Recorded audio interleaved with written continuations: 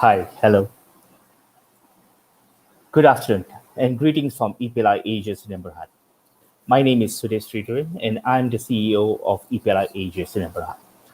Welcome to our fifth webinar in our Arts and Science series.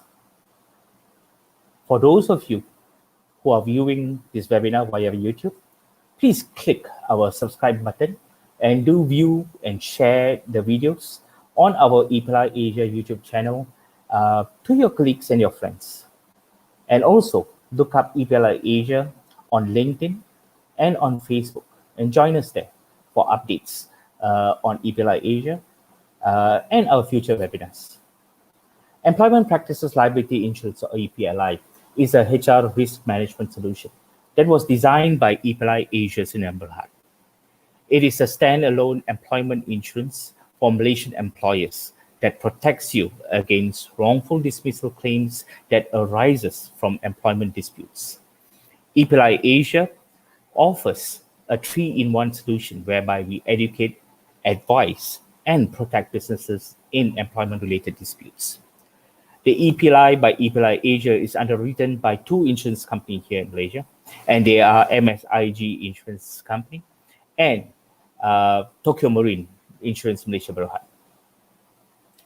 For details on how your company can purchase the EPLI policy by EPLI Asia Berhad, do visit us on our website at www.epliasia.com or email us your contact details at epli@epliasia.com, and we will contact you as soon as possible. Also, join us during our product briefing on Zoom, which is conducted live every Thursday at 2 p.m. Details of the product briefing can be obtained on our LinkedIn and Facebook channels. For today's Arts and Science series, our experts Supra, Daman, and Victor will be discussing on the part 2 of the employment termination in Malaysia. As you, or those of you who attended the first part in April last month, all right, you would have gone through the first part of it. So let's see what interesting things that is going to come up from today's discussion as well. So let's kick off this presentation and discussion by me introducing the moderator, Mr. Subramaniam. Over to you, Supra. Thank you, Sudev. A very good afternoon, everyone. Welcome again to our June Art and Science series. It's good to know that we have more than 600 participants sign up for today's webinar. We sincerely hope you will greatly benefit from this session. Before I start, I'd just like to call upon Mr. Sudev once again, the CEO of EPLI, a little bit about the purpose behind the startup of EPLI Asia. What is EPLI's Dharma? We all heard him talking earlier about EPLI Asia, a little bit about the product, and he also conducts a weekly product demo session between 2 to 3 o'clock every Thursday. So Sudev, would you like to share with us what's EPLI's purpose? I grant you 2 minutes. Okay. All right. Let me try to explain this within 2 minutes. Thank you, Supra. Well, when we first started off EPLI, we asked ourselves, what value do we bring to the market? And whether or not we'll be able to really contribute, or is this just going to be another business venture, right? And this was also about the same time back in 2019 when we heard of the amendment to the Industrial Relations Act 1967 that was being proposed by the Minister of Human Resources at that point of time, all right? So what was the purpose that we actually started this whole thing? Well, honestly, we looked at our experience, we looked at our knowledge, we looked at whatever that was actually happening in this country itself. And that's when we actually decided we intend to actually serve all small and medium business companies in Malaysia. So our goal basically is to serve by combining our collective knowledge, information, and experience by offering what is lacking and what really is required by companies here in Malaysia itself. At EPLI, we have demonstrated since last year, all right? And we don't just market our product, and we don't certainly touch information on the surface only, because we believe that when a person or when a company understands the subject in depth, all right, the application of that knowledge will be more effective.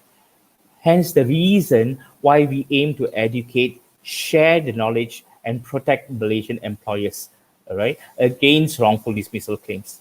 As risk can be taken, the risk of being taken to industrial courts is even higher now than ever before, with the amendment to the IR Act, which came into effect in January this year. This webinar is one of the platforms that we use, all right, to educate companies in Malaysia. There are many other initiatives that we are actually undertaking. So for those listening today, join us on our LinkedIn and Facebook pages to receive these updates. And again, I have to stress it here again, this time, in times like this, all businesses in Malaysia need to protect themselves with an EPLI insurance, whether you like it or not. Back to you, Supra. Thanks, Sukdev. Now let's get back to our webinar. Our topic today, the art and science of termination, managing voluntary separation this time, professionally and respectfully. In our discussion, we'll focus on understanding 4 key points. What is voluntary separation and the key difference between voluntary and involuntary separation? What are the common mistakes that could turn a voluntary separation into being classified as involuntary and it leads to legal disputes later? The why and when a voluntary separation becomes a good option for a company to deploy? Lastly, what's the process and procedures of managing voluntary separation, i.e. MSS or a VSS? Today, we have 2 panelists with us. In the blue corner, we have our in-house solicitor, Mr. Daman Sivalingam, the managing partner of Daman Sivalingam and Partners, with more than 25 years of experience in handling employment-related disputes in labor and industrial court. And in the red corner, we have Mr. Victor Gunn, the CEO of MECA. MECA is an industrial relations advisory consultant, consulting more than 500 companies over the past 25 years on IR matters. Founded by Mr. Balasubramaniam, a very highly respected subject matter expert in industrial relations matter in Malaysia. Welcome, Daman. Welcome, Victor.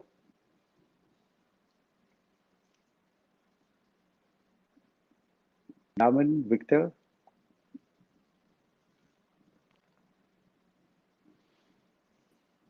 Hi, Supra. Good afternoon. Hi, Daman. Hi, Victor. Hi, Supra. Hey, hi, Victor. Hi.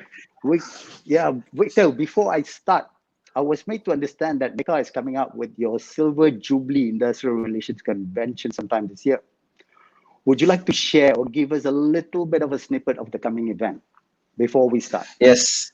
Thanks, Supra, for giving me this platform to share about our convention. In fact, the last time we did our convention was in 2019. It was a very successful convention, I must say. And as usual, we look forward to all the coming years. But in 2020, unfortunately, I must say that we had a program done up. We had everything in schedule, but in view of the pandemic, we had to hold back on our plans. And as a result, we couldn't find the right opportunity for us to go on with the convention in 2020. We've then modified, fine-tuned the topics, fine-tuned the speakers. We've got something really, really interesting planned out for 2021. And in fact, as Supra has correctly pointed out, it's our 25th anniversary as a business, as a consulting company. We are really looking forward, and therefore we've parked the dates to host the convention in November. Now, I am a little bit skeptical as to whether we can go on in November. I guess that decision doesn't lie with me. But what I can assure all our viewers and listeners here today is we have something interesting. We have something very relevant. It's going to be a major improvement to what we've done in the past, and we're certainly looking forward to it. So through this webinar platform, through the MECA website, through MECA notifications, we will keep all our viewers posted and updated on this very interesting program that we have lined up for you. Thanks, Supra. Thank you. Cool. Let's start. Victor, Daman, ready? Yep. Good.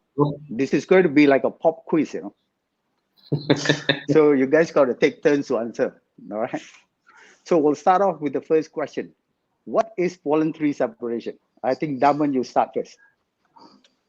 Okay, so to me, voluntary separation is basically where both parties have decided without coercion, without being forced, for their own very reasons, to bring the contract of employment to an end from an employment perspective. That's what, to me, a voluntary separation means. So the important aspect is that there is an element of a decision being made voluntarily.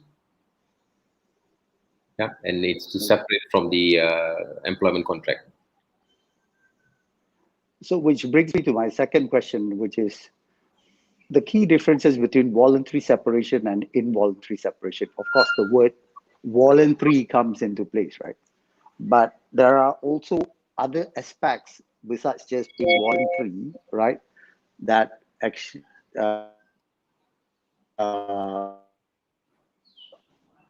different. Would you be able to share with us, maybe Victor, some differences? I guess the term voluntary separation sometimes may sound a little unorthodox by itself, because voluntary separation itself, it's as if it's a negative connotation where two people or two parties have to part ways. So how would two parties part ways being happy with that particular separation? I guess there needs to be something in there, something that's negotiated in there. For example, in most instances, when it comes to employment matters, a compensation that the employer is willing to give and the employee is happy with that sum, and that makes that compensation aspect makes it voluntary. I'm happy that I've received this amount. Whereas for an involuntary separation, it's the complete opposite, and that's the usual, that's the norm that's happening out there. It's where both parties don't want to part ways, or either party don't want to part ways. But because of some, maybe it could be misconduct, maybe it could be a performance issue, or maybe it's just, the company or the employee is just not suitable and not made up for each other, they have to part ways involuntarily. Okay, so I guess to sum it up for you, Supra, the way I look at it is voluntariness is where both parties are happy. Involuntariness is where one party is not very happy. And the other party is happy. Okay, what are the types of separation exercise that falls under the voluntary separation category? Daman, would you like to take turns? Okay, so typically, if we use the phrase voluntary separation, and, I'm very mindful of the phraseology, because a lot of people use different terms, but it a lot of time refers to the same thing. At least the essence refers to the same thing. And so when by essence, I'm talking about extending from what Victor was saying, basically both parties have decided to bring the relationship to an end, right? So whatever term you want to call it, to me, that's the essence here when we talk about a voluntary separation scheme. So I guess it's in a way it is a lot of, in fact, later what I will be sharing, I probably think what Supra you are going to say, and even Victor is going to chime in on this area, is more to do with, I don't know, it's cross between psychology and art, rather than legal, because it doesn't take a genius to understand voluntary separation, the concept of both parties agreeing to come to a separation or bring the contract to an end, but then we still have this issue of dispute going to court having to decide, so hence I'm a little bit mindful of the term that they're using, but they're like in my mind, the essence of it is that, right? So it's It's basically a decision by both parties to amicably bring a contract to an end. Okay. Yeah. So my understanding from types of separation, which are voluntary in nature, would be one, resignation, okay, which I voluntarily resign and leave the company, right? Two would be, you know what, Daman doesn't like me very much, and he decides to enter into a mutual separation scheme with me, right? But it's got to be mutually agreed upon, I guess, right? And also voluntary separation scheme. So maybe we can deliberate a little bit more. You can give me definition of, maybe, since you're going to handle the topic of VSS, maybe you can give me definition of VSS, voluntary separation. Okay.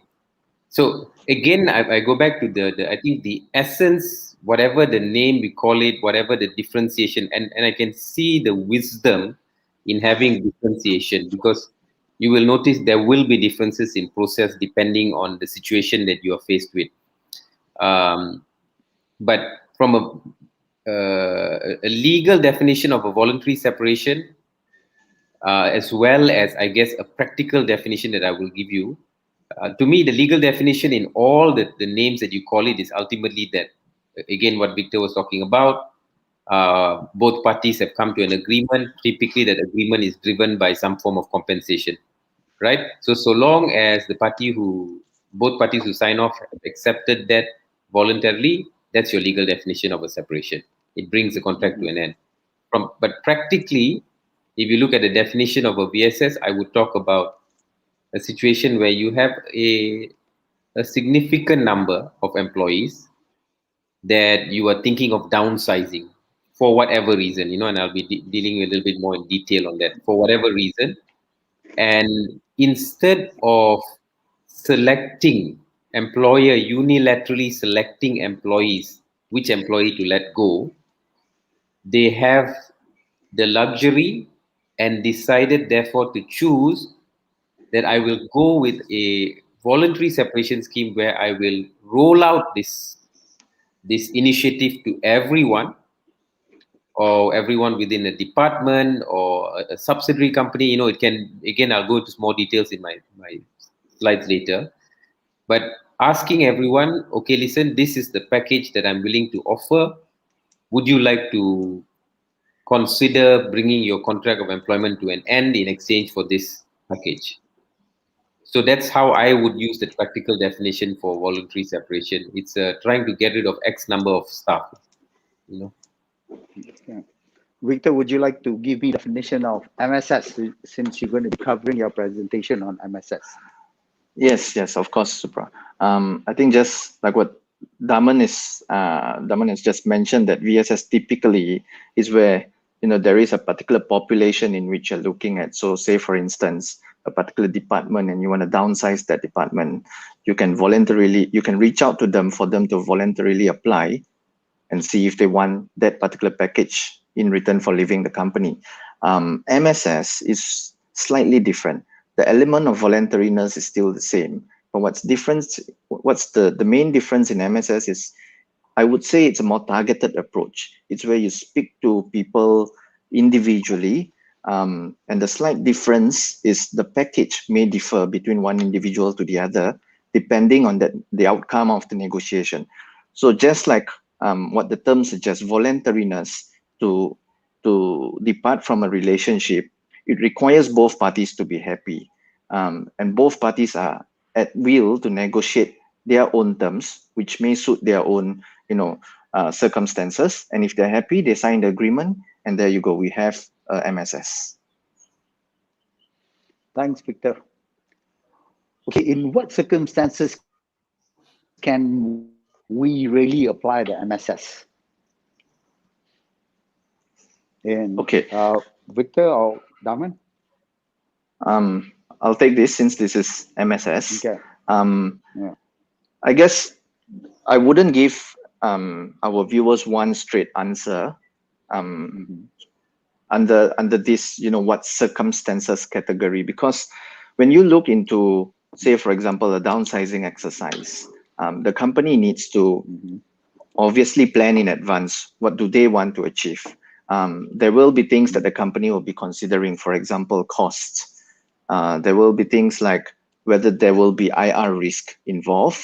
There will be things like what's our current org chart, what's the new org chart that we want, what do we want to achieve after this reorganization exercise.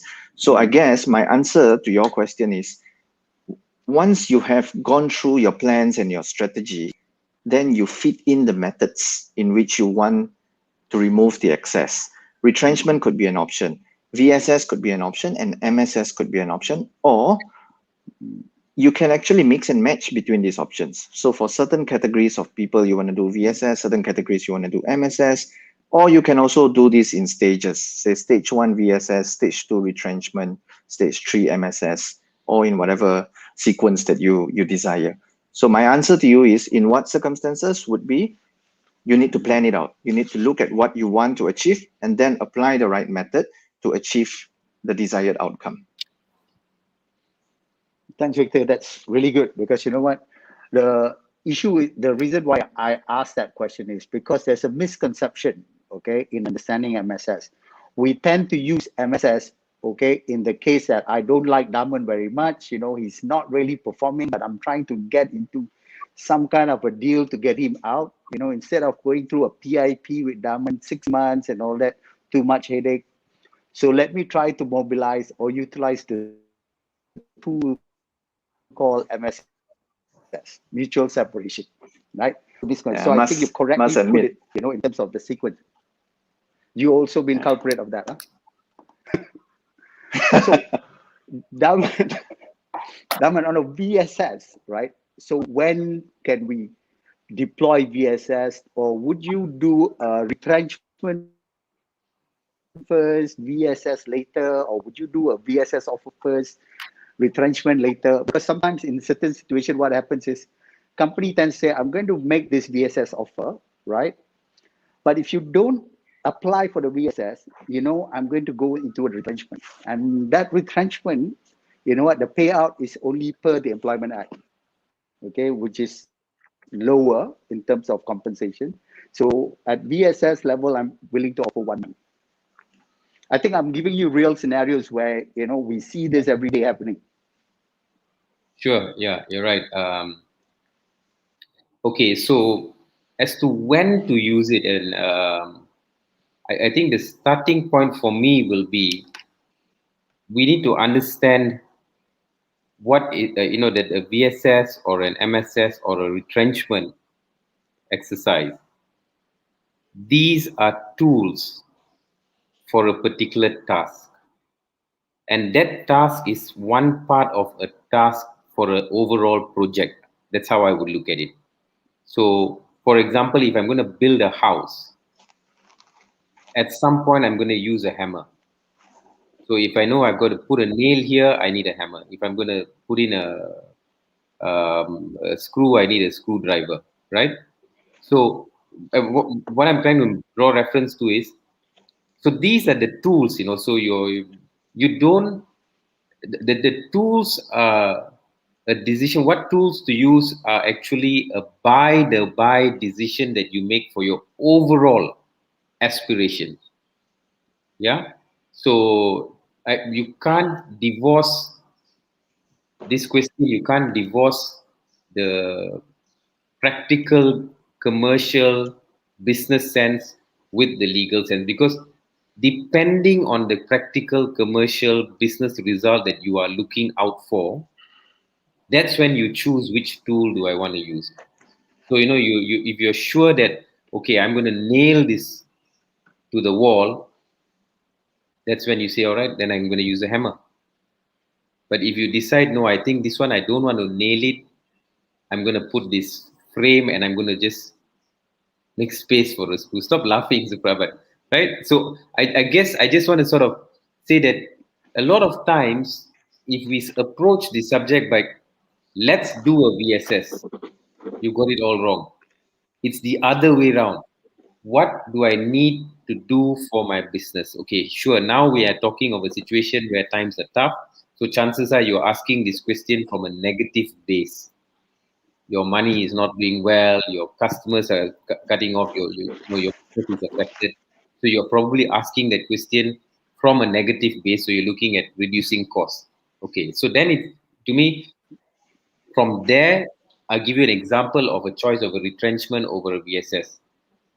So let's say if I've got a pool of drivers to deliver my food, I've got 10 drivers, but the volume of orders that has come down that's coming in is gone down by 70%.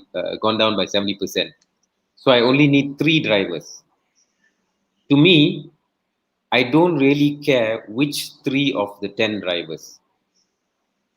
So in that situation, I will choose a VSS. I'll go to all the 10 drivers because I don't really care which 3 stay, and I'm going to tell them the truth, guys. Orders have gone down. We only need 3. I've got 10 of you. I am neutral as to who wants to stay, who wants to go. I don't want to make this choice, and so that's why I'm putting the ball in your court. This is what I'm willing to offer. Who wants to put your hand up?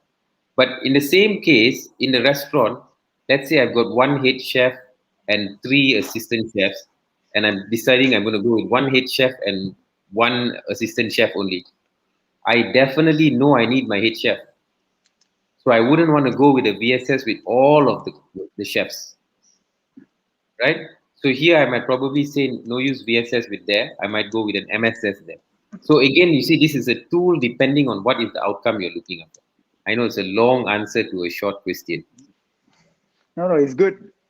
I think we really need to thoroughly understand the details of the tools that we have and how do you apply and when do you use it in what situation, right?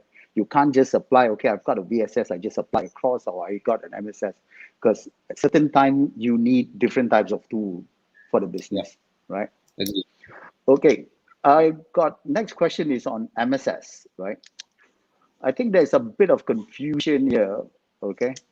When we enter into an MSS, right, does the employee need to submit a resignation letter and only then we issue the MSA, the mutual separation agreement? Or is it just, we have discussed to mutually separate and we just sign an MSA document? Victor, would you like to handle that? Yeah, you will have differing opinions here. This is just purely my personal point of view. If you look into the federal court decision pertaining to VSS, it says that these voluntary schemes, they're all a separate contract over and above the original employment contract. So that by itself, to me, suggests that you do not need a resignation letter to close out that chapter, because the existence of a new contract, the MSS, will override the earlier contract and the contents therein. So some people would like to play it safer. They prefer to err on the safer side. So they want an accompanying, resignation letter just to show that aspect of voluntariness. But later on in my session, I think I'll be paying a little more emphasis on what amounts to voluntariness and how could that aspect go wrong. So the resignation letter itself, in my opinion, doesn't suggest anything to make that whole MSS safer. And Supra, if I would just want to sort of use what Victor said to illustrate the point you talked about earlier, this is where the art aspect of it leads. You see, I give you an example. If we are going to be so fixed, I need a resignation letter and then I need an agreement signed. And let's just talk about a situation where the MSS discussion was quite heated. Push back, ding dong, but finally got agreement on pricing and all that sorted. Then finally, let's say the HR lady is going to the guy who has reluctantly accepted and say, okay, now you got to tender your resignation. No. The fellow say, what resignation? What resignation? Now you see, you don't even need that letter. But this is where you need to use the art to tell yourself, if I go back and this guy already he feels like he has been pressed to the wall. Do I want to go back there and tell him, I need you to tender one letter? You understand? This is where you got to be. Because legally I'm with Victor. it's not giving you an advantage or a disadvantage. So that art comes in. Of course, if it's a happy thing and the guy says, okay lah, I'm really happy, tell me what you want me to do. You ask for 10 resignation letters, so no problem lah, because it's not going to kill the deal. But this is where the art comes in. So for the benefit of all our listeners, right, we can safely make a conclusion here, right, that when we enter into an MSS or MSA, right, we do not really require the resignation letter, right? Yep. So I'm getting an endorsement from an IR expert here and an IR lawyer, right? So everybody listen, okay? That's good. Good to know. Okay, next, when we go into this MSA, the Mutual Separation Agreement, I know I've got about 5 minutes before the presentation. I think this is important. Okay, when we draft the MSA, right, what are the key points that we should have in the MSA agreement, right? I don't think we need like a whole 10-page MSA document, but we should have the key clauses that basically state that it's a mutual separation. So what are the clauses? Maybe Victor, Daman, maybe Victor starts, then see if you missed out anything, Daman can add on. Okay, so first and foremost, you need to have a clause saying that the employee needs to tender the resignation. I'm just kidding. I'm just kidding, guys. That is not necessary at all. In fact, I have a slide on this, which I will share later. But anyway, just because since you asked, Supra, I'm just going to outline what are the essential points that's required in the MSS document. So obviously, personal particulars, personal details, company details, the agreement in which, the settlement sum in which both parties agreed upon, the formula in which that whole amount was derived from. You might want to consider some other things like confidentiality clauses. Is it important for the employee upon departing the company to, keep certain information to himself? Some people want to consider handover procedures. If you want, you could have a little clause in there on handover procedures. What's also important is what are the effects of the breach of this particular document? What if the employee, upon taking the money, decides to still bring an action against the company? Is there a clause that you want to put in there that will accommodate for this space? So it's quite common for people to say whatever amount that is paid for this mutual separation, and in the event you breach this by filing a complaint, you have to repay those sums back before we commence actions at the Industrial Relations Department or Labor Department, so on and so forth. So those, in my opinion, are the key clauses. But I just want to add on something else, because since you mentioned, right, Supra, that a lot of people use MSS not only for right-sizing purposes. So in cases where in cases where the employee is involved in a misconduct, sometimes HR just want to take the easy way out. And the easy way out, obviously, is we're happy to pay you your notice, just sign the MSA and go. Hopefully, nothing comes back to bite us. That, I must admit, is a very common approach. But one tip I can provide under those circumstances is you can consider, for example, in a case of misconduct, to have a clause specifying exactly where you're at in your proceedings.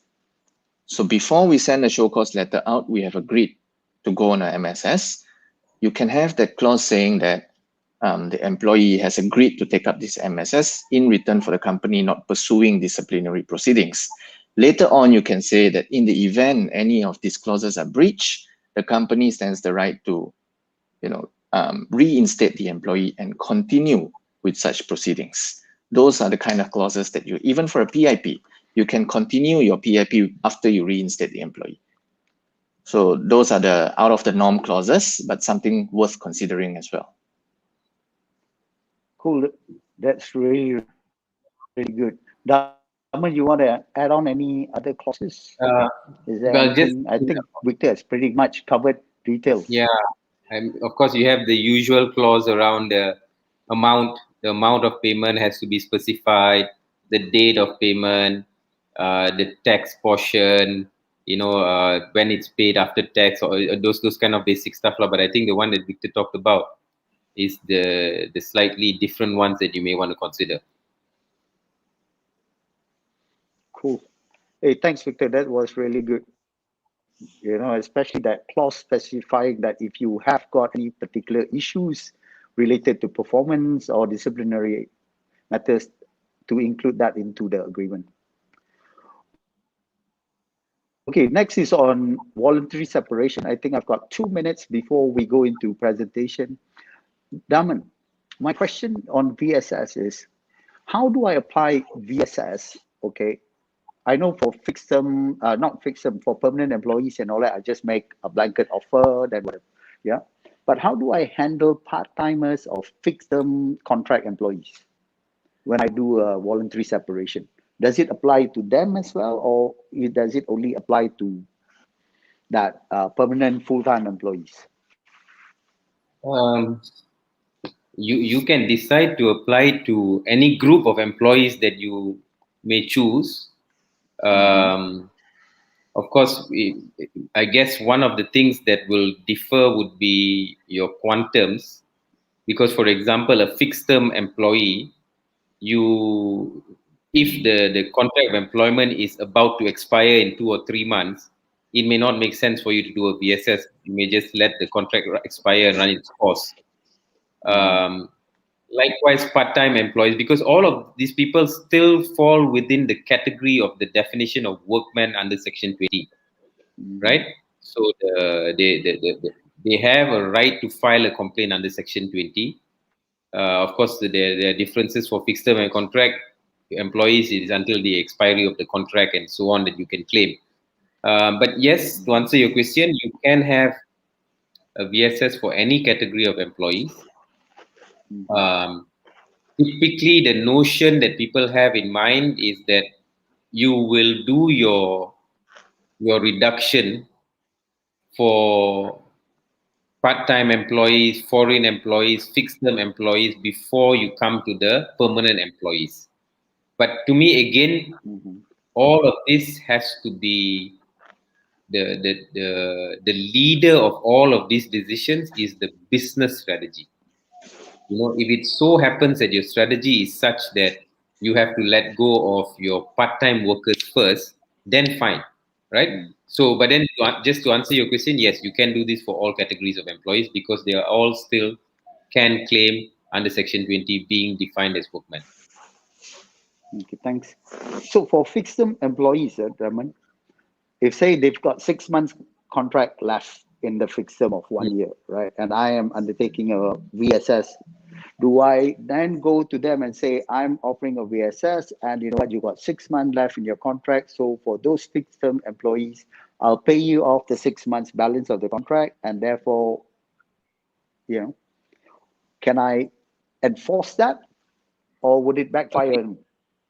No, in fact, you see, if you're going to do that with fixed term contract employees, the employer is actually honoring their obligation of paying the full contract term. You don't even need the employee's agreement for that, because it's like, okay, I know I've got you for 6 months more, but I don't need you coming to work. So it's like durian runtuh, if you ask me, right? But typically, let's say if they got 6 months left and the employer says, hey, you know what? I'm happy to pay you 2 months salary and you leave today. That one you will need to get, if that's going to be your VSS terms, you need to get the employee to agree to that. Okay. Supra, can I just add on to one point? Yes, you. You know how Daman was earlier talking about managing the art. So this area, I feel when it comes to foreign workers, contract employees, part-timers, this area needs to be managed very carefully. Because say, for example, if you're going for a retrenchment exercise or VSS exercise, where you have singled out your permanent employees, but you're retaining your part-timers, retaining your contract employees, it will affect the acceptance rate from your employees because it leaves them thinking, why are you holding on to contract employees and part-timers? So rightfully, part of your strategic plans would be to let them go first in whichever way possible. And once you've cleared them out, then you look into your permanent employees. That's an ideal scenario. I know it's not possible in every case, but in order to manage the smoothness in your entire project, I feel that's something that HR practitioners should be looking at. Yeah, but sometimes being an entrepreneur, you might look at it from a different angle where, let me try to keep people who's got low risk, low cost to me and get rid of people who are got high risk, high cost, right? Or not high risk, high cost management, right? Mm. But that's good to know. Okay, one last question before we get into our stuff. Do we need to file the PK form to JTK for a VSS or a MSS scenario? I know retrenchment we have to do, salary cut we need to do, but in an MSS or a VSS, because I'm just doing MSS to one employee, right? Do I have to file into JTK and say I have mutually entered into this and fill up the whole PK form? Yes. You still have to.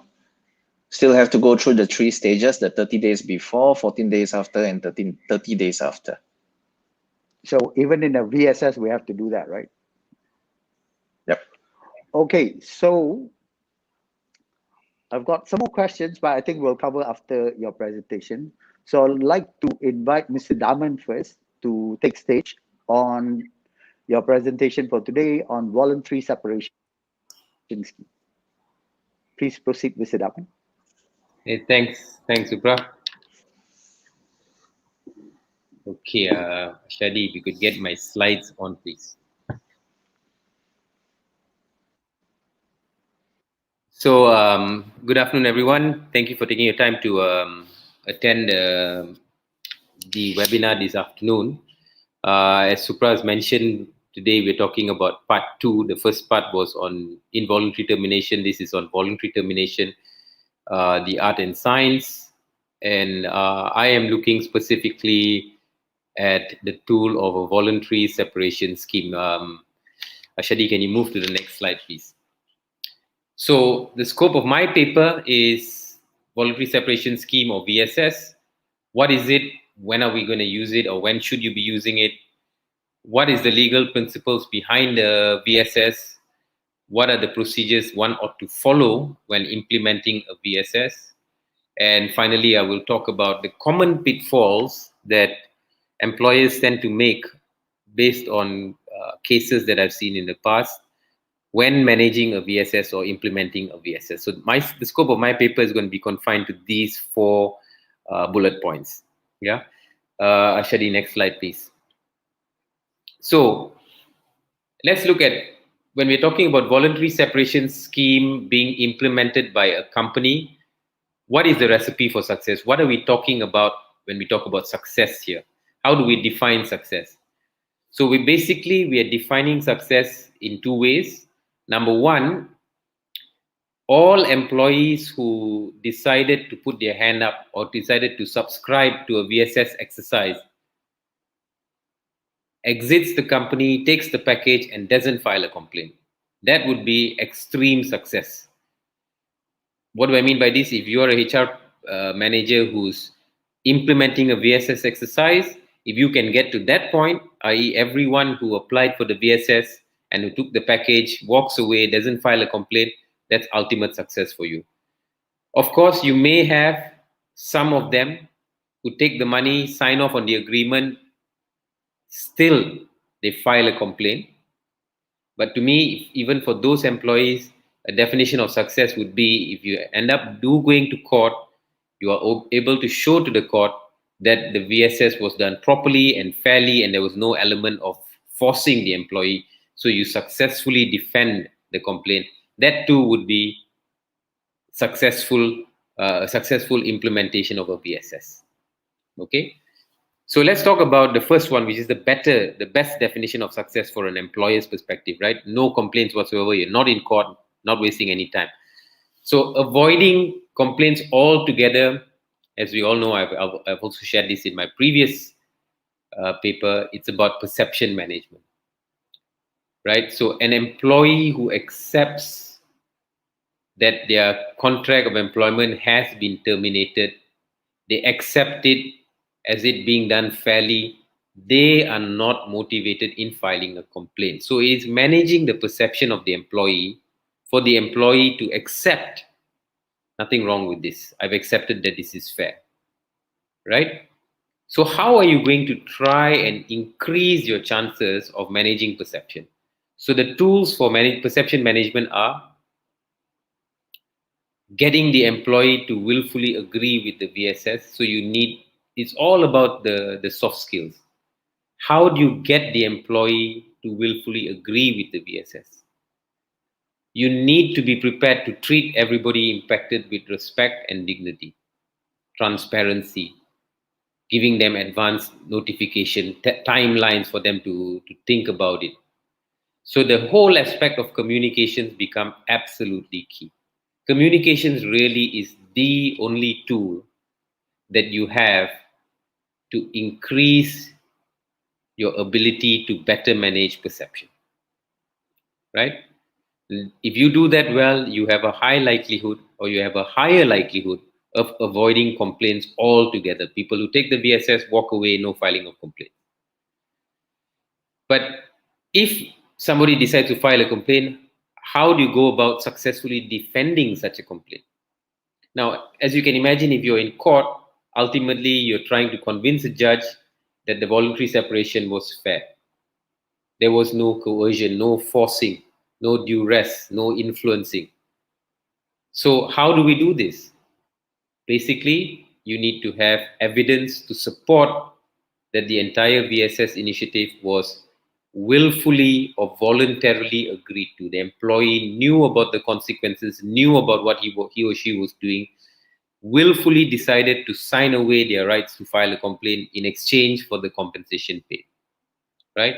And the employer, to succeed, you must be able to be prepared to demonstrate this through your witnesses and the evidence to show that the VSS was in fact freely and fairly entered into. All right, so that's, to me, how to define a successful VSS. Either nobody complains, or even if somebody does, you are able to successfully defend it. And this is what you need to do to be able to increase your chances in both those instances. Can I go to the next slide, please, Jenny? Okay, so what is a VSS? Loosely speaking, it's the abbreviation for a voluntary separation scheme, VSS. And what does this mean? This basically means without any reason or without any basis, an employer and employee has decided to voluntarily agree to bring the contract of employment to an end. So there doesn't have to be a basis. Mutually, parties have agreed to bring the contract to an end, the contract of employment to an end. Now, in most cases, of course, the employee agrees to bring the contract of employment to an end because they have been promised a compensation package. So I get a compensation package. In exchange of that compensation package, I decide to bring the contract of employment, to agree to bring the contract of employment to an end. Yeah. And what is the procedure to do this generally? And I'll be going in a little bit more detail shortly. Generally, the procedure is you make an announcement of the VSS. Then the employee makes an offer saying, hey, I would like to apply for the VSS. Company accepts the offer made by the employee.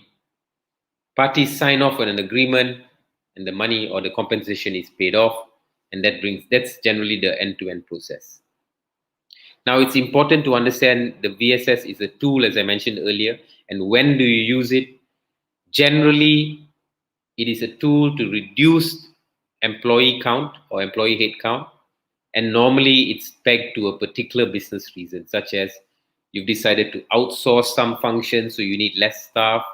Or there has been, unfortunately, now during COVID, the pandemic and so on, your business has been impacted, so you need less people to deliver your scope of services or your products. So therefore, reducing number of people needed. Or you've decided to stop one particular type of business, so you're closing down a department altogether, right? or you may be keeping a department but deciding to downsize your department. So generally, it is a tool to reduce the number of employee headcount in a company. Yeah. And also the VSS is not a tool that you would use where you only have one employee or two employees or maybe even three employees that you want to release. It's normally where you have a number of employees. Now, what that number is, it depends on how big you are, right? For me, I think if you're talking about anywhere from 10% of number of employees, total employees and above, you're talking of a VSS. But for a large company, maybe even 5% is already quite a large number. Right? So if you're trying to reduce significant number of employees, not a small number, 1, 2, 3, and very important, I put the second part, and the employer has some level of flexibility, who to retain and who you are okay to release. So if I go back to the example I used earlier, I've got 10 drivers now, but moving forward, I only need 3. It doesn't really matter to me between the 10 which 3 stays and which 3 are going to be going. In this kind of situation, I've got flexibility over who I'm okay with, whoever stays and whichever 3 that stays and whichever 7 that goes. A VSS is more ideal. Again, so you're talking about it's a larger number of people within a department or across a few departments or maybe even the entire organization. And also you have some level of flexibility in who can be released and who is not to be released. Now, I mentioned here, you do not use this when you know, for example, I want Mr. A, B, and C to go. You don't use a VSS because if you're very sure about who needs to go, a VSS is not your tool because a VSS employee needs to apply, right? So it may not be the case that if you roll it out, the employee will apply. And also, please remember the last part I put there. It is not to be used as a tool to just release employees whenever you get up and say, hey, I don't like this guy, I want to let this guy go. So that's not what a VSS is for. Okay. Next slide, please, Shadi. So that's the VSS. And when do you use it? Now, in order to decide whether a VSS is what is going to be the tool that you want to use, you have to start with the business case, the business strategy. So you've got, and these are your business leaders, they have to ask themselves, what is the problem that the business is facing? And if the problem that the business is facing has some relation to employee cost, then potentially you're talking about a VSS as a tool. Now, if it's something that now as a result of this problem, you need to reduce your employee cost, and therefore you're thinking about whether you want to use VSS as a tool, you got to ask yourself, okay, by using a VSS, will I get the ideal organization chart that I'm looking for? Right? Because remember, a VSS, employee applies, company accepts. So how do we know whether the employee is going to apply?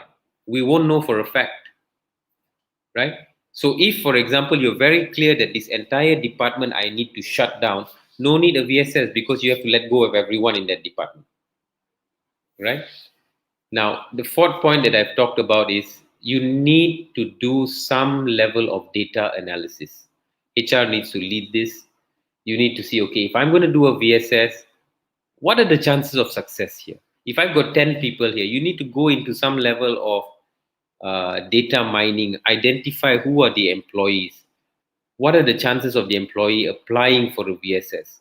Because if you have got, let's say, you want to reduce by 7 people and all 10 of them have got 1 year of service, the chances of them going for a VSS is low because their package is going to be quite low, right? And I think Supra will be talking a little bit about the psychological factors that motivate someone to apply for a VSS. So you've got to do a little bit of that to try and predict the success of your VSS before you decide, shall I go with a VSS, right? Because sometimes it might just be the case that it's probably better to do a retrenchment because you're very clear who needs to go, or it's a complete closure, so you don't need to do any selection, everybody is going to go, right? So you got to think and ask these tough questions. You also want to be mindful whether your VSS is going to be sustainably fixing your problem because you're going to release a significant number of employees. You don't want to be doing this repeatedly.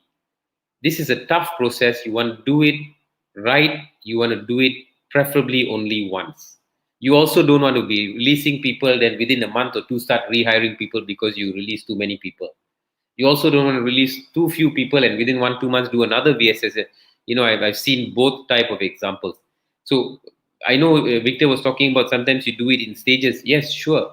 You don't know how, sometimes you can't see 1 year ahead, but at least you got to see maybe for 6 months this VSS exercise is going to get me 6 months minimum, right? So you got to think through that. Does it sustainably fix a problem? You cannot run away from that last point, which is business decisions have to be made. They have to be made clearly. You got to study your trends. You got to study your employee cost. You got to think about what is the strategy for the business moving forward. And then think about, okay, does this mean I have to let go of people? And looking at the demographics of people that I have to let go, would a VSS be the one that works or not? That's the thinking process that you have to apply in deciding on a VSS. Next slide, please, Shadi. Now, the legal principles, very straightforward. I know it's quite wordy there. Generally, I think we all are aware the law accepts that a voluntarily agreed settlement is a good enough reason to terminate the contract of employment. Now, I don't want to sort of overcomplicate this. And basically, I think what this means is that the employee must clearly understand two things. He is receiving compensation because A, he is losing his job, and B, he is deciding not to take any legal action to challenge the loss of his job. If the employee fully understands that and agrees to it and therefore brings his contract to an end, you got no problems. That's really what the legal principle is. So what you need to be looking out for is anything that you do which can question or negate or have an impact on an employee's understanding of this, that he is losing his job and he's giving up his right to bring any action. If you are doing anything which can impact on those things, you potentially are giving rise to a claim that this is not a voluntary separation. Right? Now, so if an employee did not understand and freely agree to this, what is he basically trying to say? He's trying to say, I was forced into this agreement. I was forced into entering this so-called voluntary separation scheme. Essentially, he's saying, I was forced to leave or I was forced into resigning. And the classic legal definition of forced resignations is this. The employee was in a state of mind where he thought or she thought, if I did not resign, if I do not resign, my services will be terminated. That's the definition. So something has happened which makes me think that if I don't agree to this, my services will be terminated. So, what are those things that can question the full voluntariness of an employee agreeing to a VSS? I don't think I can come up with an exhaustive list. But I think we all can sort of understand, common sense is our best guide. I think we can sort of understand what amounts to forcing, influencing someone and what amounts to, hey, this guy knew exactly what he was doing, right? But I'll give you some examples to help you.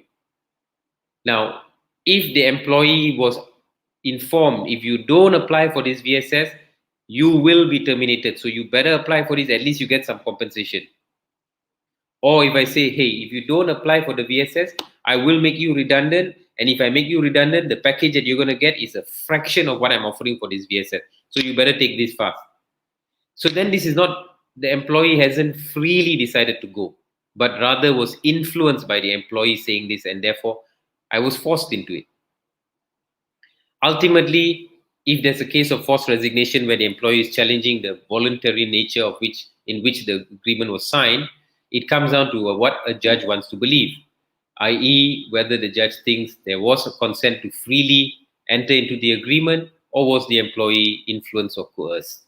And this comes down to the facts of the case, the evidence that you have, and of course, legal arguments put forward by both sides. Now, what you need to do looking at cases, how do you avoid any sort of hint or suggestion of influence coercion? Be very clear in your explanations. No hint that the employee would be dismissed if he doesn't agree with the VSS or doesn't apply for the VSS. Give the employee enough time to consider about this. Consider this. So that it's a considered decision. Don't say, okay, this is what I'm offering. You have to decide now on the spot.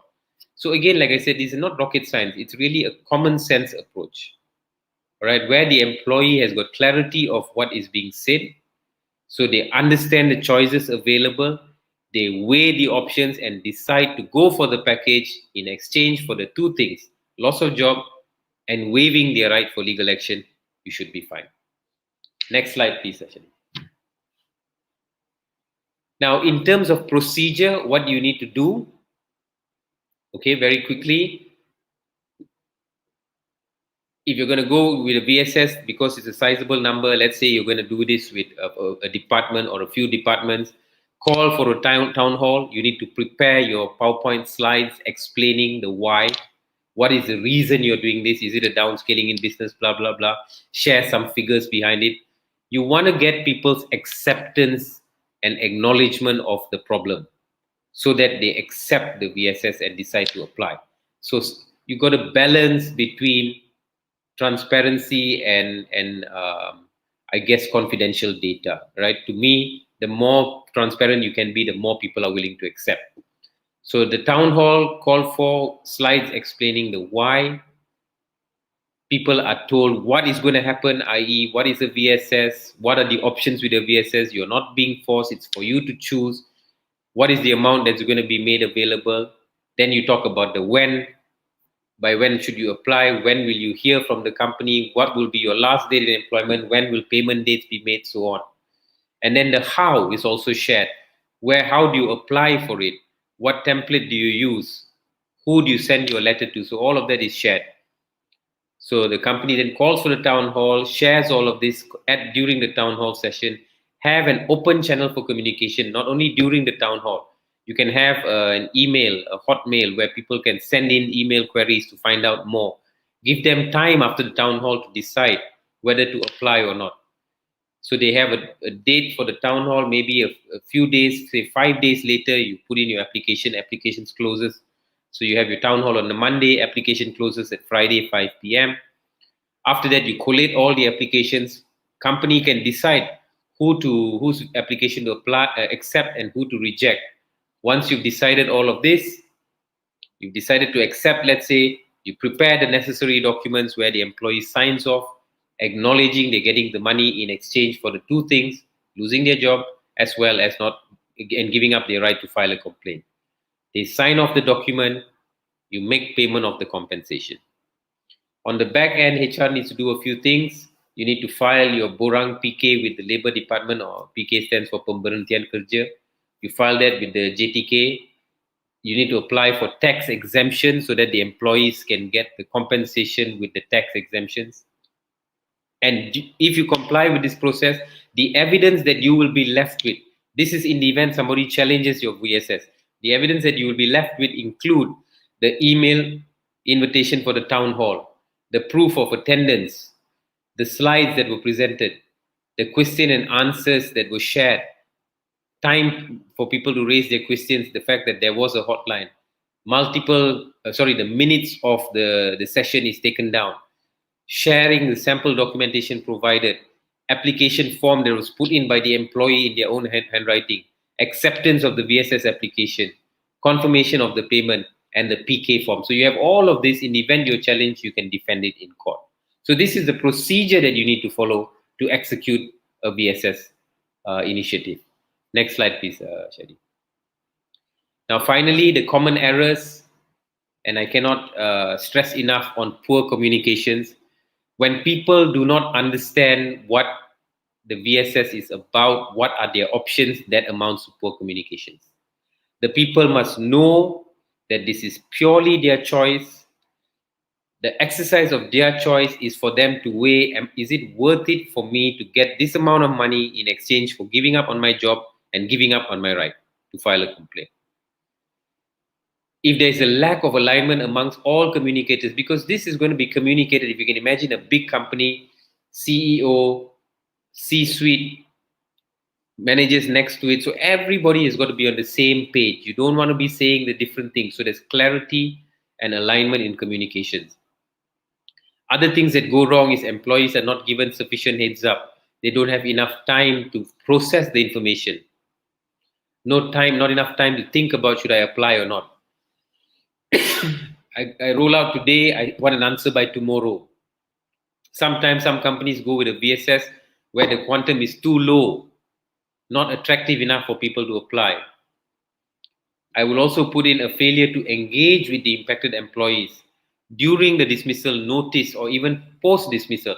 This is where I always suggest to my client, try to have employee assistance program, giving the employees access to psychologists, clinical psychologists if they need to, have training programs for them, to create transitioning programs for them. So treat the employee with respect and dignity, right? So when you do all of these things, you avoid leaving a bad impression in the mouths of the employees, and that means employee doesn't think about filing complaints. Okay, I believe that's all I have for you all today. I think there will be Supra will be sharing a slide later on, which has got a couple of cases which cover this. I will address those cases. So I guess now I'm going to pass this on to Victor Gan. Victor will be talking to you all now about the second part of voluntary termination, which is on mutual separation. As Supra introduced, Victor is the CEO of Mecca, and Mecca is basically an advisory company that provides advisory advice to employers on all things related to industrial relations. Over to you, Victor, on to your topic to MSS. Thank you. Thank you, Daman. Hang on, yeah, guys. I'm just trying to share my slides. I think you have it on screen. Just give me a second, yeah.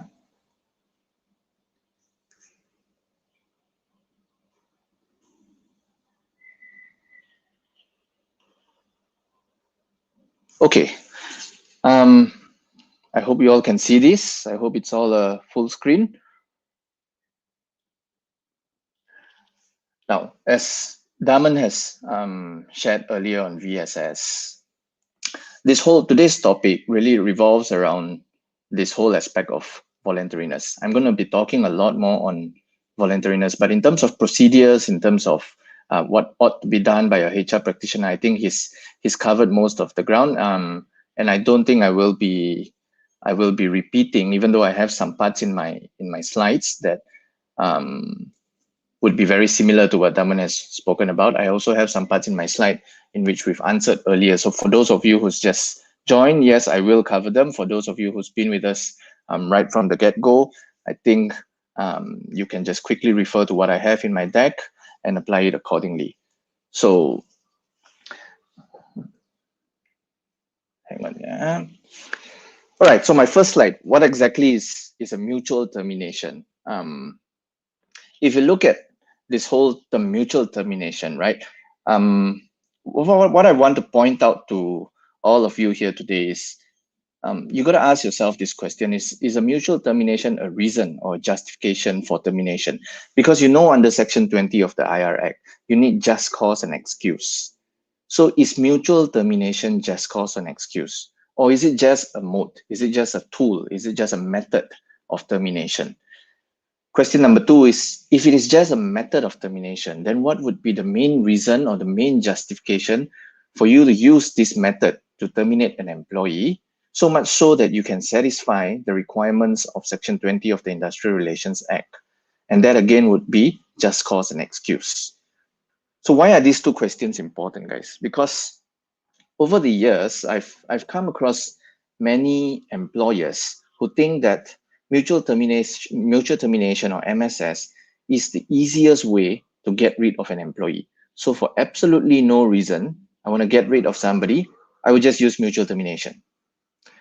Now, what they're trying to do there is they're trying to use mutual termination to justify that termination. They're trying to use the money that they're putting on the table and the agreement that is signed by the employee to justify that it is a valid way to terminate. More often than not, you will see in case laws, you will see in case reports that is not the case. Case reports, case laws will be talking about, say, for example, a redundancy, a right sizing, a reorganization. There is always an accompanying reason tied to mutual termination. Once you establish that accompanying reason, you can then choose whether I would like to terminate that employee by way of, say, retrenchment, by way of VSS, or by way of mutual termination. So the law recognizes that as a tool for you to terminate, a method for you to terminate. So let's move into what exactly does mutual termination mean. If you look at this is just a passage that I've taken from a case. And if you understand this whole passage in its entirety, I really don't have to go on with my presentation anymore because everything about a mutual termination is in here. So I'll start with the words that are underlined. It's mutually and freely agreed upon between the parties. And if you look at the ones in highlighted, the ones in yellow, in particular, I'll go back a bit. It cannot be seriously argued that there was a mutual termination where there was no genuine consensus between the parties. And in particular, I would like to pay special emphasis to this, in particular, where the employee's volitional capacity had been impaired at the time he was purported to have agreed to the mutual termination. So let me summarize this in plain, simple English. So what the law is trying to say is, first and most important criteria when you approach a one-to-one negotiation for MSS is both parties must mutually and freely agree that they want to part ways. And if the court spots or if an employee disputes that his current capacity at the point of signing does not actually lead to voluntariness, then the whole mutual termination comes into question. So I can give you a few examples, but let's go on to examine what the court says here. However, where the employee does not plead harassment, so all of these are examples where the capacity of the employee could have been impaired. Harassment, compulsion, undue advantage, oppression, unfair labor practice, or any other manner which the court would, in equity and good conscience, consider to be vitiating circumstances, blah, blah, blah. Okay, again, I'll summarize this, yeah? These are really, really important points. So mutually and freely agreed upon by both parties. That means the employee, upon signing, must know, must understand that I want this. He must not have been in a position where he is threatened. He must not have been in a position where he has an unfair advantage. For example, we've mentioned this earlier, many people like to use mutual termination as an alternative to terminate a poor performer. So if you threaten the employee by saying, if you don't sign this mutual termination, we will terminate you on grounds of poor performance. Because he fears that he's going to be terminated on grounds of poor performance and not receive any compensation, he signs the mutual termination agreement. Question that the court will examine is whether that was mutually and freely agreed upon by the employee, or was he put under such a situation where he had no other choice but to sign the agreement. So that's basically the part that you need to be careful of. That's all. If you have proof to show that you've not forced him in any way, you've given him enough time, you've given him enough room for him to consider whether this is a viable agreement for the employee to accept. If you have proof of all of that, your mutual termination would come out successful. Okay, so how is this different from other forms of termination, for example, retrenchment or VSS? Or how do we select between retrenchment, VSS, and MSS? So as I said, those who have joined us earlier, we've covered bits and pieces of this point. Earlier today, I've also prepared just a very simple table form, which I intend to share with all of you, between the differences of retrenchment, VSS, and MSS. Unfortunately, I think that table is too huge for me to share on my screen. So what I've done is I've used a link instead. So I'm going to share this link on the social media pages. Just going to click it right now. I've shared it on Facebook. I think we have a rather large population on YouTube.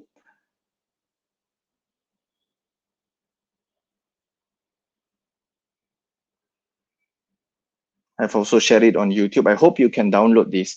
I'm not going to repeat everything in there. I'm just going to leave you to it. But basically, this table examines the circumstances under which you need to use retrenchment, VSS, or MSS. So Daman mentioned earlier, it's all about business decisions. This table is what you need to refer to when you're looking to decide what's the right mode. So what I've done in this table is I've given you instances where is retrenchment, which is the highest risk option, which is the most cost-effective option. What are the other considerations that you need to have? And this is all I'm talking about in there, guys, strategy setting. So when you sit down on the table, when you think about which tool am I going to use today, refer to this table, and then assess your own appetite. There is no one size fit all. I can't say for a fact that MSS is the best option or VSS is the best option, or whichever is the easiest option. These are all business decisions which you need to consider upon examining the contents in the table that I've just shared with you. So in summary, we've mentioned also earlier that you shouldn't confine yourself to just one thing. Look into what you want to do. Retrenchment could be a good option. It is a cheaper option as compared to VSS and MSS, but some companies, they're willing to part with more cash. They want to do it cleanly. They don't want to have the hassle of potentially going to court. They might opt for VSS and MSS, but there are other factors to consider, such as what are employees talking about, whether there's a rumor mill going on, and how do you manage those instances. So all of that I thought would be best shared in the table. So take some time, look through that table. If you have questions, you need to have a discussion, please be in touch with me. I'll move on to my next slide. Mutual termination, what could go wrong? What are the risks associated to a wrongly implemented MSS? Ironically, mutual termination seems like the easiest way to terminate an employee, but if you look into case laws, there are many cases in which the courts decided that the MSS, despite the employee signing, was unlawful. So what could go wrong? If the employee signs the agreement, wouldn't that sort of suggest to us that everything is okay? If the employee signs the agreement, takes the money, what else can go wrong? That's the part where we have to examine the voluntariness aspect. What was his mental capacity? What was the employee's capacity upon signing? And I'm just going to share with you a few cases. I've taken the liberty to read some cases yesterday, and I find it quite funny, I must say, that there are cases with exact facts, 100% exact facts, but the courts actually gave different decisions. So the one that I read yesterday was where this company, they wanted to embark on a downsizing exercise. So what they did was, in company A, they called all the employees together and they told them that today is their last day. They told them that we have the MSS agreements prepared. We're going to pay you X amount based on this compensation. Please sign the agreement and go. These employees signed the agreement. They were happy. They took the money. But later on, when they were asked whether they would like, when they were asked as to why they filed a complaint, the employee said, we just wanted more compensation.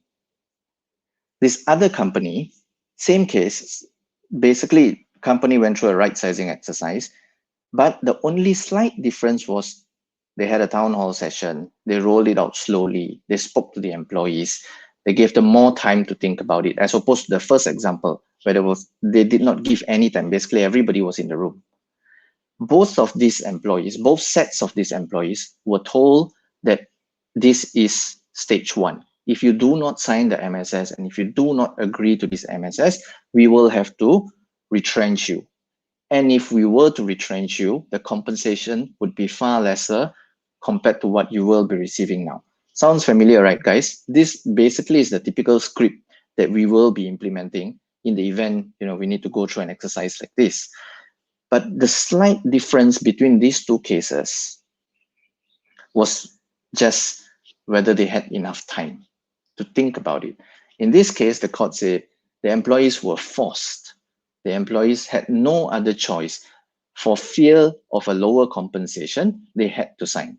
Whereas in the other case, the employees were given time. They went back, they thought about it, they signed, they came back, they filed the case, and they lost. So what's the secret here, guys? Every day we're sitting down thinking, if we have a signed agreement, what else could we have done? What else could have gone wrong in the entire process? So my answer to you is, it all lies in the fine print and the finer details. Whether the employee asked for a little bit more time, whether the employee said, things like, I have a lawyer. I want my lawyer to go through the details of this agreement. Can you send me a copy of this agreement? I'll get back to you. I've seen cases where the employer says, no, if you want it, you sign now. Otherwise, the deal is off. Those are the kind of aspects that will land you in trouble in terms of whether the MSS was signed voluntarily or not. Okay, so I'm just going to give you some tips here. Daman has mentioned this. We've identified what could go wrong. The voluntariness aspect is the only thing that could go wrong. Best practices to ensure that you can be on the right track would be, ensure that your MSS is well communicated. I cannot emphasize enough on how important is it to set these expectations right. If the MSS is well communicated, people are ready to embark on this exercise.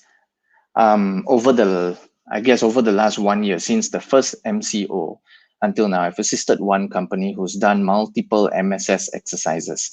So each MSS exercise, see, they've selected MSS even though their termination was in the range of between 13 to 15 people every single round. So they've gone through 3 rounds of MSS exercise, and I've assisted them in all 3 rounds.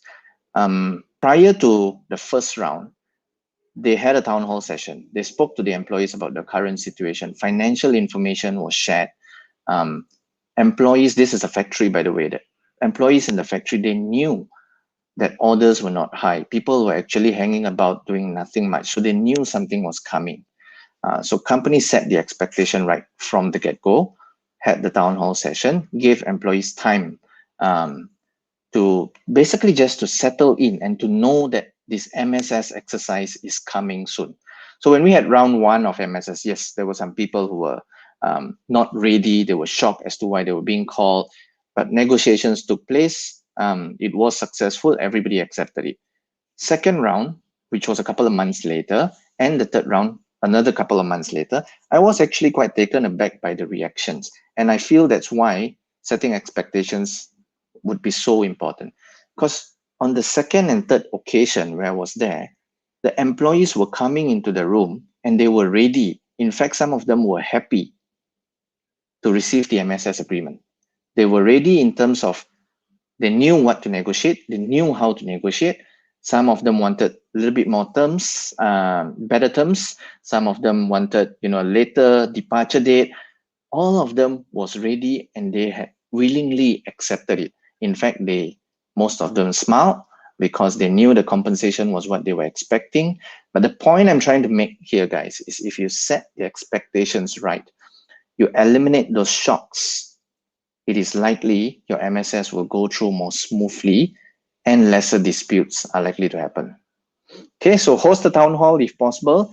I think over the last 1 year, we are all very familiar with having this online thing going on. I've seen online town halls before.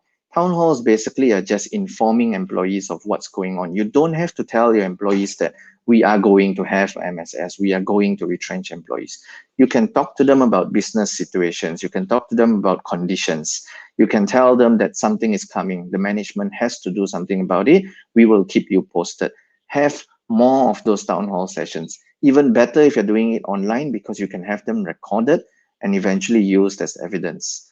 So plan your communication. I think very recently, most of us would understand the importance of planning out your communication, because merely being present, merely speaking is never good enough. The contents on which you're delivering is very, very important. So if you can, if you can plan it out strategically, if you can show empathy towards the situation, if you can tell employees that you're doing your best to make sure that everybody is well taken care of, it can be felt in the eyes of the public, in the eyes of the courts, which eventually you're going to go to if, touch wood, if the employee files a case, and more importantly, what the employee feels upon receiving that communication. Okay, Daman has mentioned about dates, set important dates. So VSS, you'll have more dates to account for. You have, the dates where you accept the offers. You have the dates where you need to respond to them.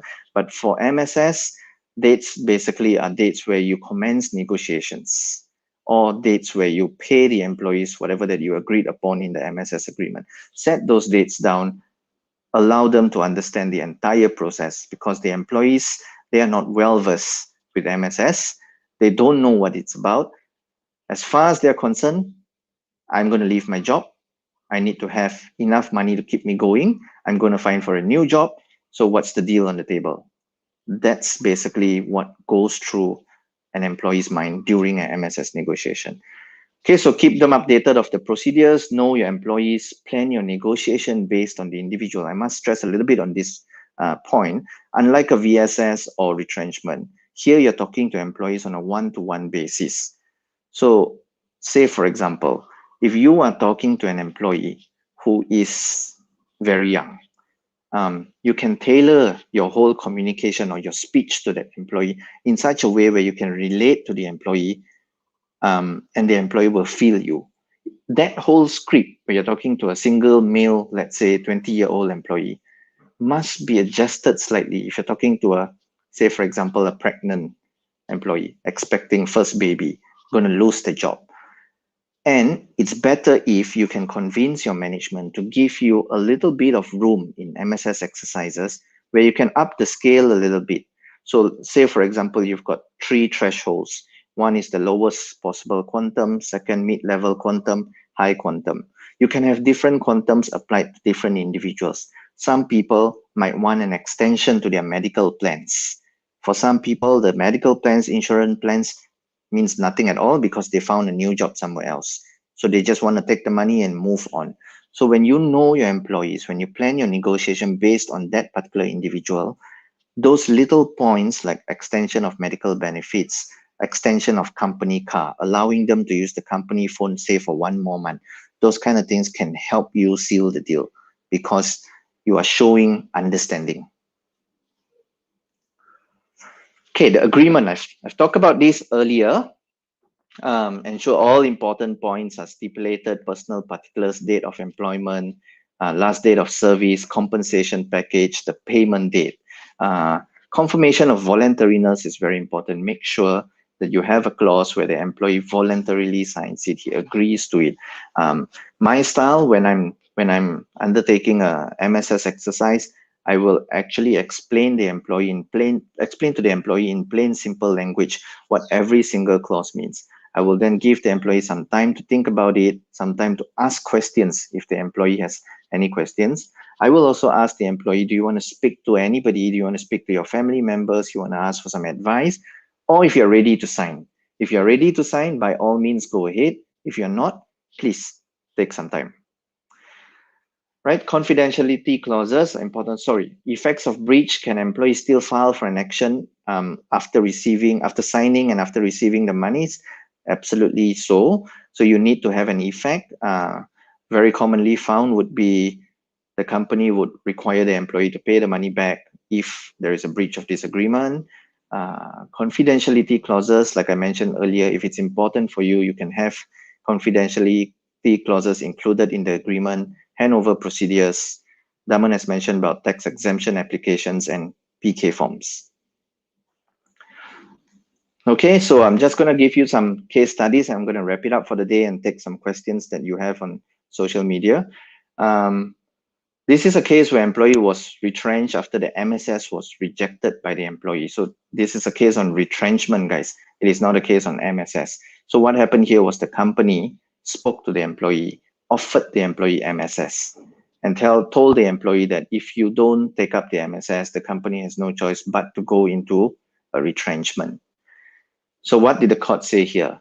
The company offered the claimant a mutual separation scheme, MSS, which was not a contractual entitlement of the claimant. So it's not stated in the contract, yeah? So this again, by offering the MSS, the court said that the company was showing good faith in their actions as it was willing to compensate the employee, even though they were not under contractual obligation to do so. So the retrenchment here was valid.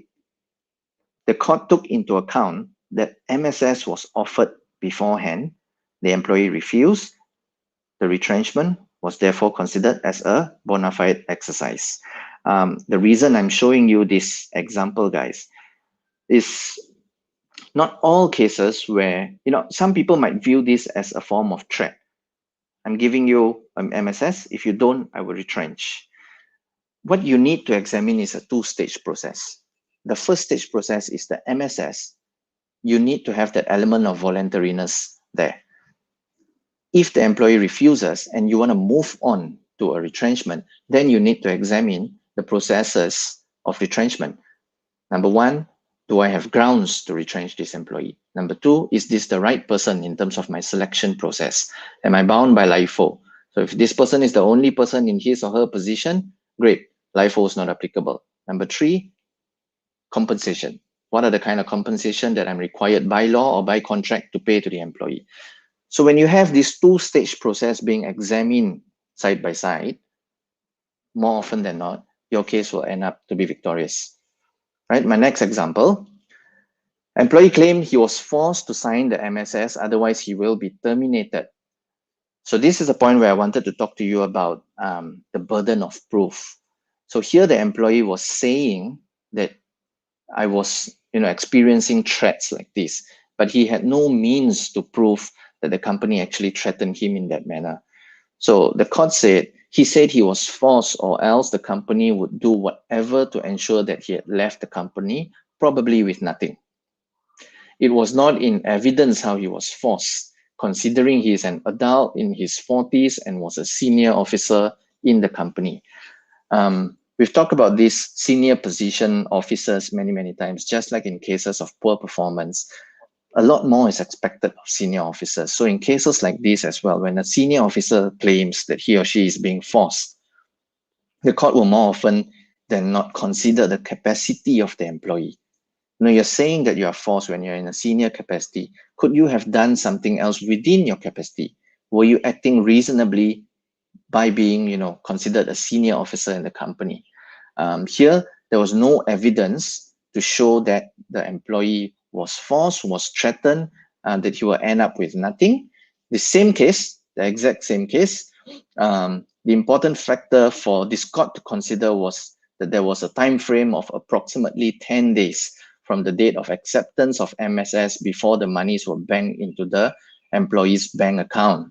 And during that span of time, complaints did not surface. So what the court is doing in cases like this, MSS, forced resignation, is they're examining the process, the entire process, right from the first day to the very last day.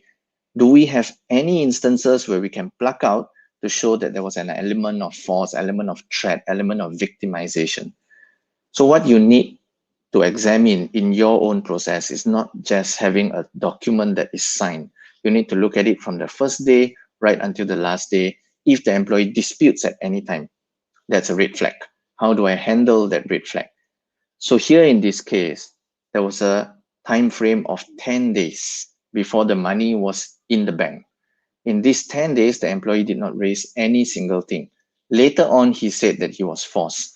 The court ruled this as an afterthought.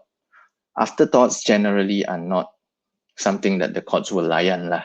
So Even though the courts do not lie on this, but I must also say that this is a very common thing that employees, after signing the agreement, would talk to their family members, go to the coffee shop, start talking to their friends, and then realize that, hey, I want more money. Can I negotiate for something else? Then they try their luck at the IR department. So that's my presentation on MSS, guys. Before I wrap up, I just want to highlight one final point to you. If you have that whole mentality that MSS is the easiest way to terminate someone, the safest way to terminate someone, I wouldn't disagree with you. But if I were you, I would look into, like I said, the entire journey, the entire time span, to see whether there are any red flags. Because I must say that a lot of MSS cases end up going to court. Why? In my opinion, it's the process. The process in which the nature of MSS is such where people negotiate for individual terms. When somebody knows that the other person gets a better term, and you're doing that, you're giving a better term because you believe that the other person not deserves more, but would agree to the agreement, would agree to sign if you were to give something else. And once they start to compare notes, one might be motivated to say, I want to try for more. When they go back to you and you have the mentality where, we've negotiated, we've signed the agreement, you can't come back asking for more, to me, that's a red flag. But some companies, when they don't entertain these claims, the only other place the employee can go to would be the IR department. And once the employee goes to the IR department, they're actually not going there to seek for justice, in my opinion. More often than not, employees are going there so that they can ask for a little bit more during conciliation. And if that is not given, then naturally the case would progress to the industrial court. That's when the elements of I was forced, I was threatened, I was victimized, all these elements would start to take place. Then these circumstances would be examined. So my parting note to you would be, look into the entire first day to the last day, any red flags, manage those red flags right from the get-go so that you don't have to manage it in court one day. Thank you very much. Hi. Thank you, Daman. Thank you, Victor. Okay, we are really running out of time, but we will extend for the Q&A by another 10 to 15 minutes. There are quite a number of questions. I'll go straight to the question. Is it legal to include a clause in VSS or MSS that upon signing and accepting the separation and payment, employees should not file a case? Okay. If they do, they need to pay back the compensation, including interest. Daman, would you like to take this question? Sure. There's nothing which makes it illegal. Some people have argued, but hey, that Section 20 allows anyone to file a complaint. So if you have a clause like this, you're trying to supersede Section 20. We're not saying that. The clause means that the money was paid in consideration for you not bringing an action, but it doesn't mean I can stop you from bringing an action. But if you do bring an action, then you have failed on your obligation, which is to not bring an action, and so the money gets recoverable. So short answer to that question would be legal. Nothing wrong with it. Okay, next question is to Mr. Victor Gunn.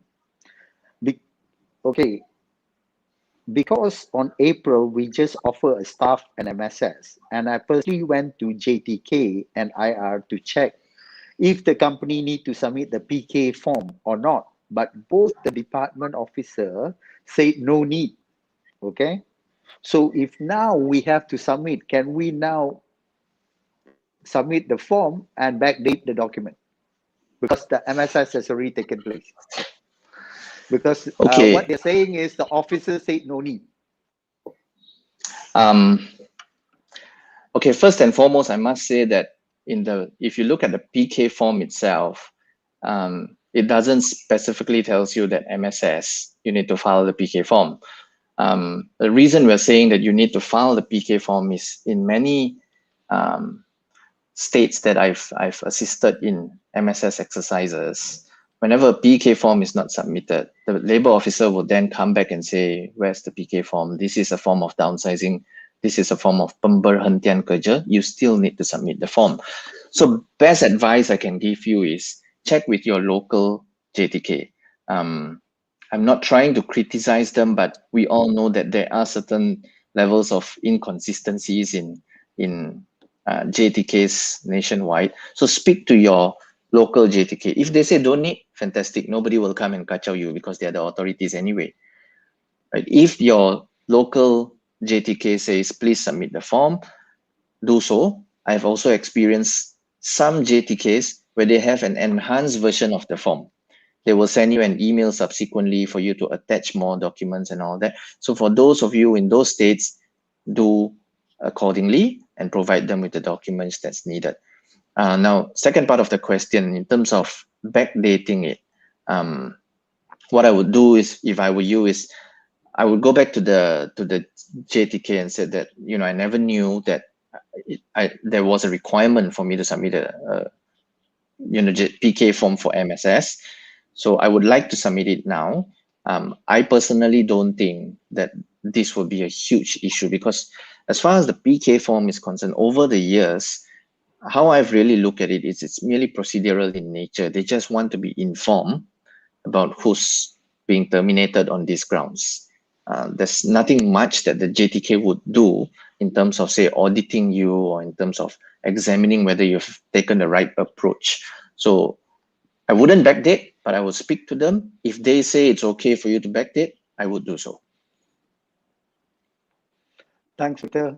Okay, next question. Let's say an employee is entitled to a contractual bonus or annual wage supplement contractually. Is this entitlement to be paid as well in the VSS or an MSS? Naman, would you like to take that? Okay.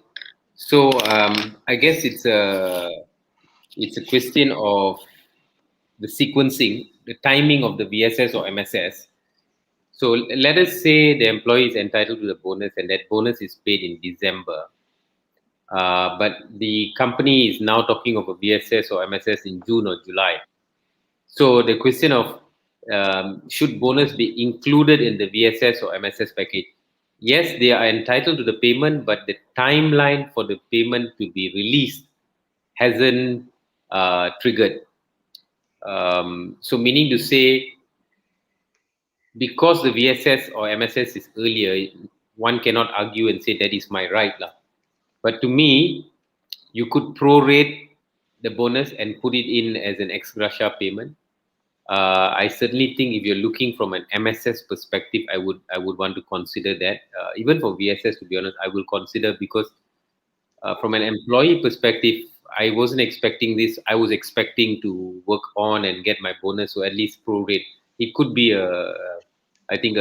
another point that will be in favor of the employer if they were to factor in a payment of that prorated. It gives employees a good feeling, I would think. Not legally necessary, but seeing that we are trying to manage perception, I would see that as a useful way of managing it. And from a MSS perspective, if that annual wage supplement or contractual bonus is not part of my package, I wouldn't sign it. So I guess it's a negotiable item, but it will assist in getting voluntariness. Thank you, Daman. Thank you, Victor. Okay, next question.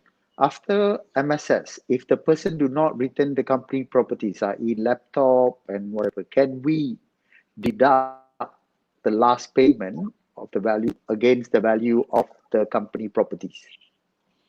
Or is it right within the company to do so? Victor?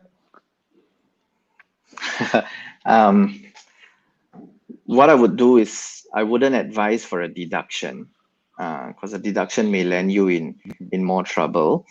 But I would suggest for you to hold on that payment until that person returns these items. So normally when the payment is being held, the employer would either, number one, come back to the company to demand for the payment, or the employee might file for an action to say that the company promised to pay me X amount but did not pay. Right. So at that point, when you're having face-to-face contact with the employee, you can then tell, this could be in the presence of JTK or IR department. You can then say, no, take away the case. We're happy to pay you the money upon you returning these items, and that whole problem can be solved there and then. Good advice. Thank you. Next question. Do we need to do stamping on a MSS document or MSA? Okay. There is, again, from the perspective that we are looking at, which is filing a complaint and so on, whether it's stamped, doesn't matter, right?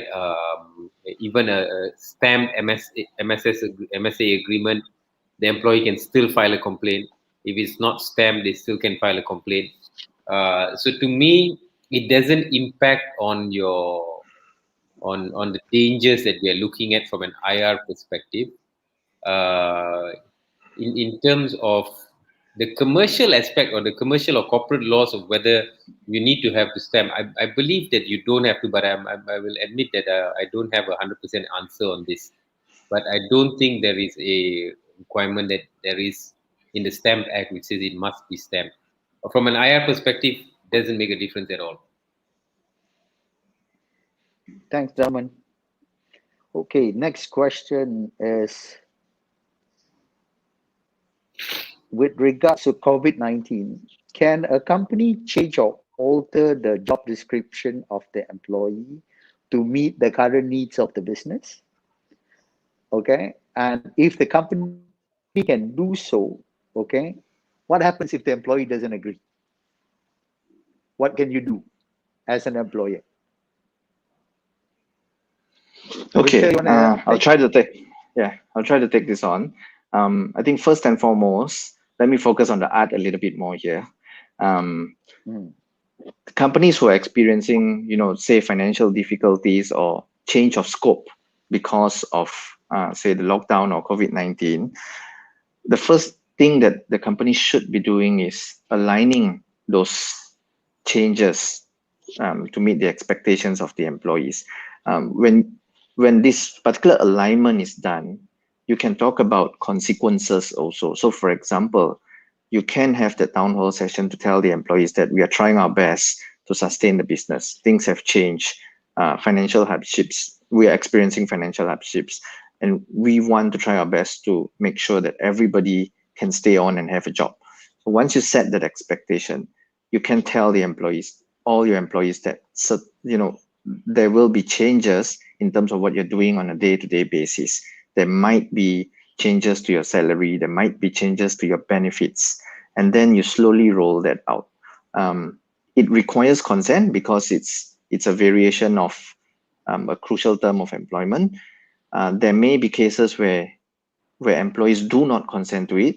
Then you'll be faced with a decision as to whether you want to let it go, number one, or whether you want to just bulldoze your way across. In terms of bulldozing your way across, some people do that. My advice is you have to think about whether your act of changing that term is a reasonable act or not. If you have majority of the people, say 95% of your people agreeing that this is a reasonable change, they have signed those documents, and you've got one or two people who don't agree to that, then maybe it might be a good case for you to bulldoze your way across, because even if the employee brings you to court, you have the backing of so many other signatures to prove the reasonableness of you bulldozing across. So it's really, when you come to that point, it's really a decision that you have to make, whether you want to give in or whether you want to play it hard and you want to enforce it the way you want to.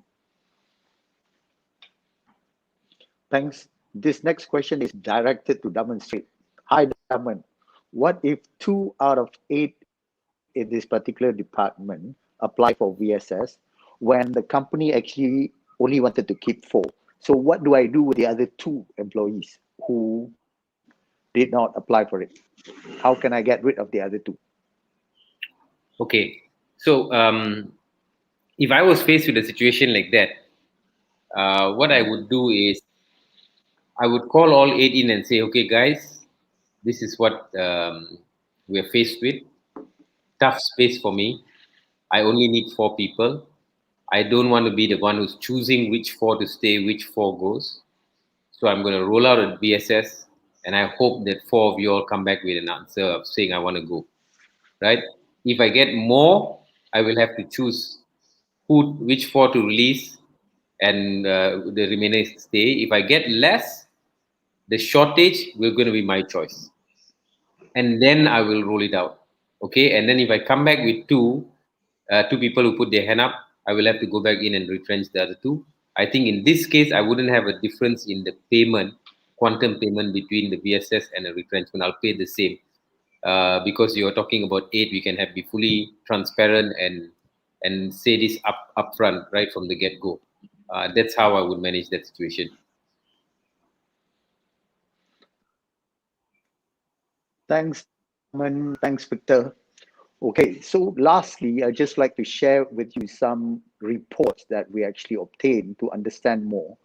We kind of gone through the understanding from the legal side. We also understood from the art, how do you actually basically deploy your VSS or an MSS. But at the same time, being in human resource management, we need to also understand the dynamics and the statistics of our employees within the organization. So these are cases or reports where surveys has been done across in the US, okay, especially on voluntary early retirement programs, okay. And they designed this based on the Maslow hierarchy of needs. And if you look at it, these 5 elements actually play a critical role, which determines whether the employee accepts or rejects an offer of VSS or VERS. Okay. The first thing being health needs. The finding reveals that those with lower level of health complaints tends to accept early retirement offers more than those with higher health complaints. I think this is basically, if I'm quite healthy, you know what, I think I can take the money and do something else.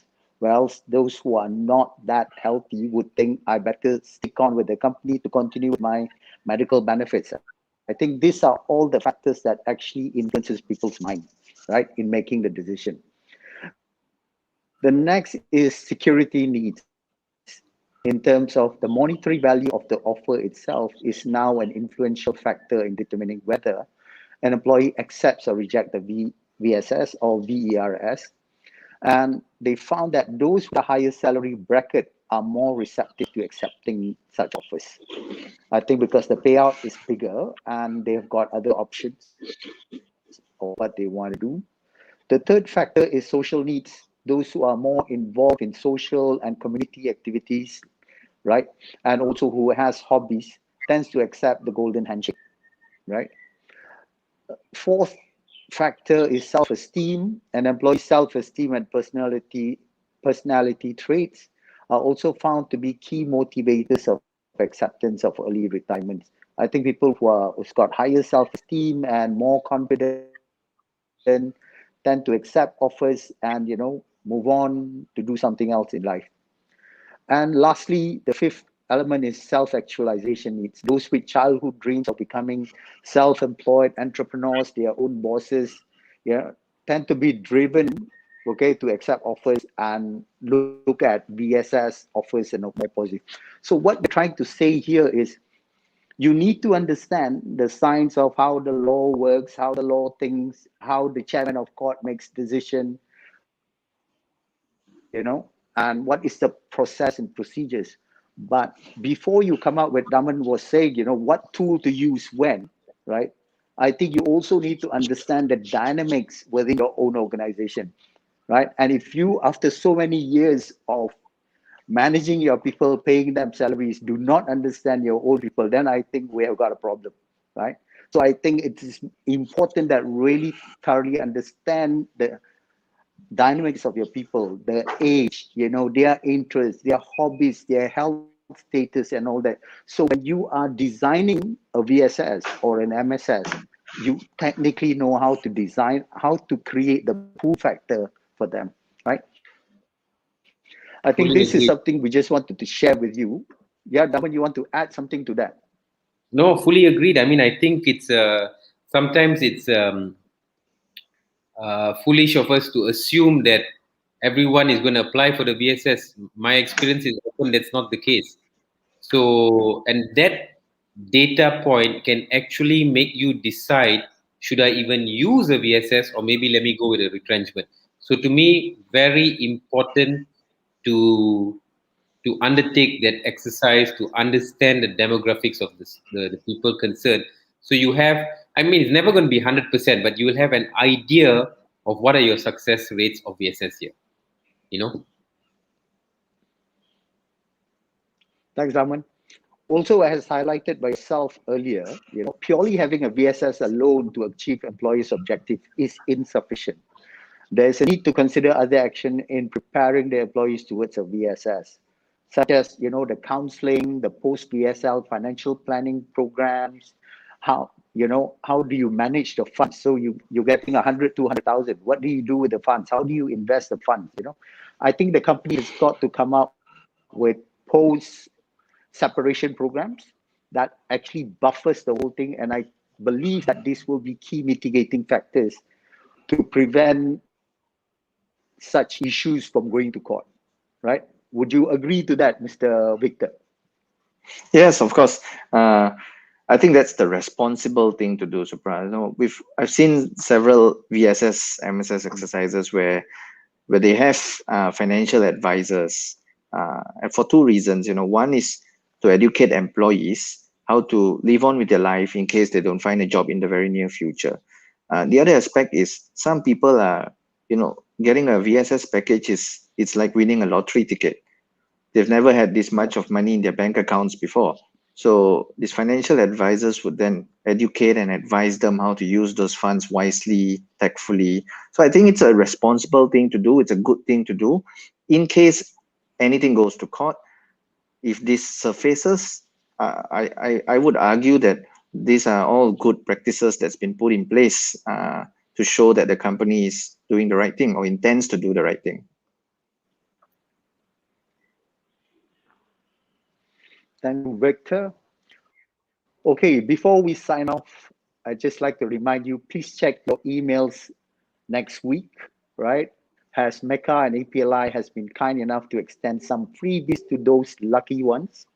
Firstly, from EPLI, we will be extending 100,000 EPLI coverage on complimentary to one lucky SME, which will be, you will see it in your email, okay? And secondly, thank you, Mecca, Victor. They will be extending 2 tickets or passes to their next Mecca convention 2021, and it will be valid to 2022, right? So if there is, due to any unforeseen circumstances, if they had to delay the event to January next year or whatever, your pass is still valid. So thank you, Victor. Thank you, EPLI. So I'd like to thank you, Mr. Daman. Thank you, Victor, for coming. And I think this is a very good combination, isn't it? IHR, Mecca, Daman Sibilingam, and that's the whole essence of EPLI anyway, right? And Great. I'd like to thank all the participants for joining us. See you. Till then, go get vaccinated and stay at home for the next 30 days so we can get back to work and go on with our lives. Okay, please be mindful about it. All right. All the best. Stay healthy and stay happy. Thank you. Bye, everyone. Thanks. Bye. Thank you.